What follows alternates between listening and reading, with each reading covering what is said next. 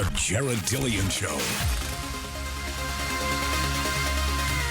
I'm Jared Dillian. This is the Jared Dillian Show. If you want to call to talk about your money, please call 844-305-7800. That's 844-305-7800. This is the Jared Dillian Show. There is so much money out there. I mean, there is just trillions of dollars sloshing around out there. Everybody is getting rich. I don't know if you saw this today. Have you ever heard of something called an NFT? NFT stands for non-fungible token. So what people are doing is they're getting pieces of original art and music in digital form, and they're encrypted, so it's authenticated that it's an original copy.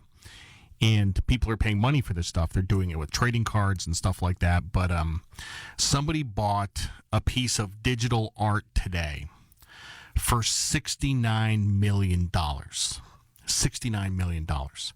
And they paid for it with Ethereum, which is a cryptocurrency. A lot of people have gotten rich off this Bitcoin stuff. Even I made a little bit of money off the Bitcoin stuff. But people are making so much money. And everybody's risk profile is totally distorted. I mean, if you go back to 2010, people had a 60-40 portfolio and they were trying to make 5% a year. Now it's like infinity or bust. I want to make infinity or zero. And that's where people are.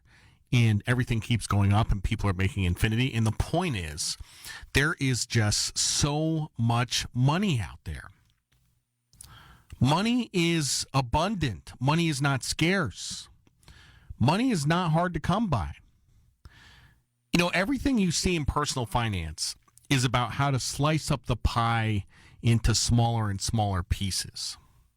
We talk about that all the time. We're going to keep the thermostat at 60 in the winter to save money. And, I've spent a lot of time talking about all the foolish things that people do to save a couple bucks. And it's counterproductive. Because money is not scarce. It's abundant. You just got to figure out how to get some. And by the way, the story about the thermostat at 60 in the winter, that's a true story. I heard that recently. Last night in the show, I was reading something, actually 2 nights ago, I was reading 17 ways to save money. And one of the ways to save money was eat less food. I mean, there's legitimate reasons to eat less food. If you're overweight, you should eat less food. But as a money-saving strategy to eat less food, I mean, this is some of the bad ideas that are out there. And it comes from this belief that money is scarce. Money isn't scarce. We printed like $5 trillion in the last year. Money is everywhere, So you just have to change your attitude. Instead of thinking that money is hard to get, try to think of money as easy to get. It's really just a change in mentality. It's a shift in your beliefs. You just have to know how to do it. Now, some people have money-making skills, and some people don't. I have some money-making skills. And, it's not a function of intelligence. It's not. I've known quite a few people that are a lot dumber than me that have made more money. They're just better at making money. And I don't know what it is, whether it's, they have a nose for it or they hustle or whatever. I don't know. I mean, I have more money-making skills than the average person. But this is something that can be learned. I wasn't born with this. When I grew up, my mom was divorced. I grew up with my mom and my grandmother. And my mom worked for a nonprofit. My dad was in the Coast Guard. My grandparents worked for the phone company. Nobody in my family worked for Silicon Valley or Wall Street. I didn't come from a family of capitalists. I had to learn this. And I've done a pretty good job. And we've talked about all the ways you can make money on this show. Number 1, you can get a raise. Okay, so that's number 1. You just ask for one. Number 2, you can get a higher paying job. For sure. Number 3, you can start a business. And the best way to make money is by starting a business. And it is also the most fun. Have you ever noticed something about rich people? What do rich people have in common? They are all in a hurry. They don't like their time wasted. And it's not because they're anal retentive or type A or whatever. It really has nothing to do with that. It's just that when you have lots of money, money is not something you worry about. What you worry about is time. And when you have your time wasted by people or things, then it's really distressing. And that's kind of where I am in my life. Like, I really, the last thing I want to do is spend a half an hour in line at the post office. It's not a good use of my time. So let's talk about the difference between queues and markets. Okay. So if you're in line at the post office, that is a queue. So whoever's at the front of the line gets served, and the next person, and the next person. If you go to the post office during lunch and you only have 45 minutes on your lunch break and you're stuck at the end of the line, you don't have enough time. Imagine there was a way to jump to the head of the line. So let's pretend you could pay $50 and just skip over everyone. Would you do it? Well, it depends how much you value your time. If your time is worth $100 an hour, you would most certainly pay $50 to save 45 minutes of your time. You would do that without hesitation. If you make $10 an hour, it makes more sense for you to stand in line. Now, some people who are usually on the left, they think that lines are more fair than markets. I think that markets are more fair than lines. Wouldn't you rather be in a bread market than a bread line? Right? Markets are a way to save time because, as any wise man knows, time is more important than money. And this is kind of my thing. I don't want to spend 1 minute doing anything I don't want to be doing. I don't want to spend time doing stuff I don't want to be doing. I'm here on the radio because I want to be here. If I didn't want to be here, I would quit. Okay. I don't want to spend 1 minute of my life doing anything unpleasant because I have a finite amount of time. And actually, the scary thing is I don't know how much time I have left. None of us do.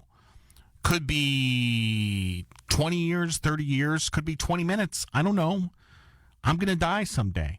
And if you have a job that you dislike, and you go to work for 8 hours a day at this job, and you dislike this job every day and you're miserable, what are you doing?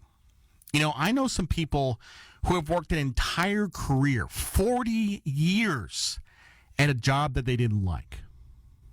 Their entire life. Miserable. Can you imagine doing that? Time is precious. Time is very precious. Money is not precious. It's not.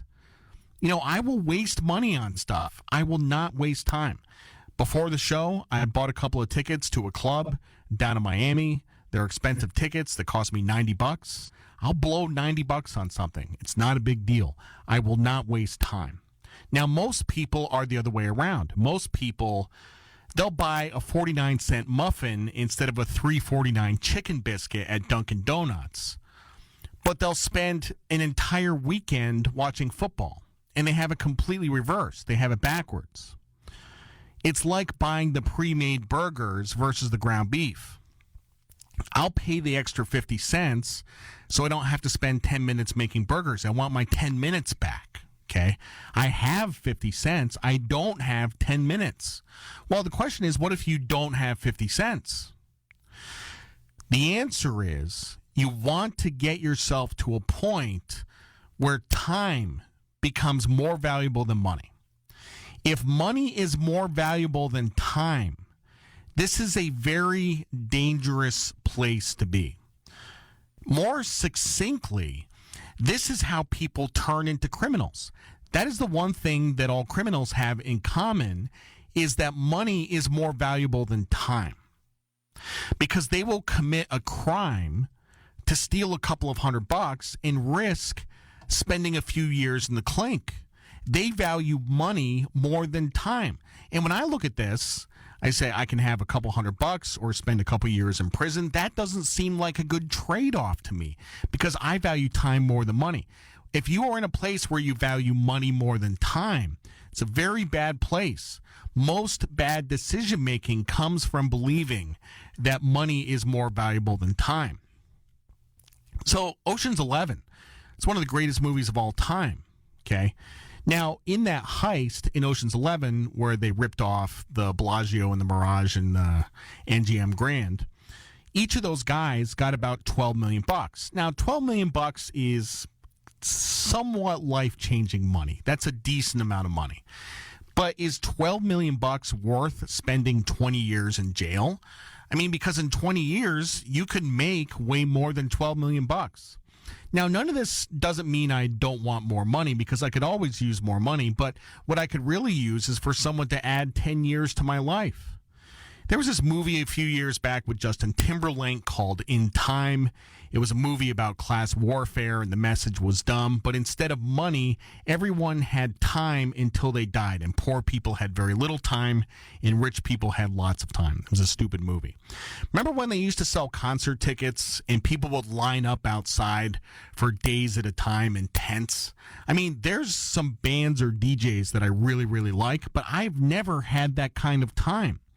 And it doesn't mean I don't spend time on things that don't produce revenue. You know, I'm getting an MFA in writing. That doesn't produce any revenue. I record music all the time. That doesn't produce any revenue. I do these things because I want to do them. I don't derive any enjoyment from watching TV. Mostly I have it on in the background while I work. If you think that money is more important than time, you have to get to a place where time is more important than money, and your life depends on it. I'm Jared Dillian. This is The Jared Dillian Show.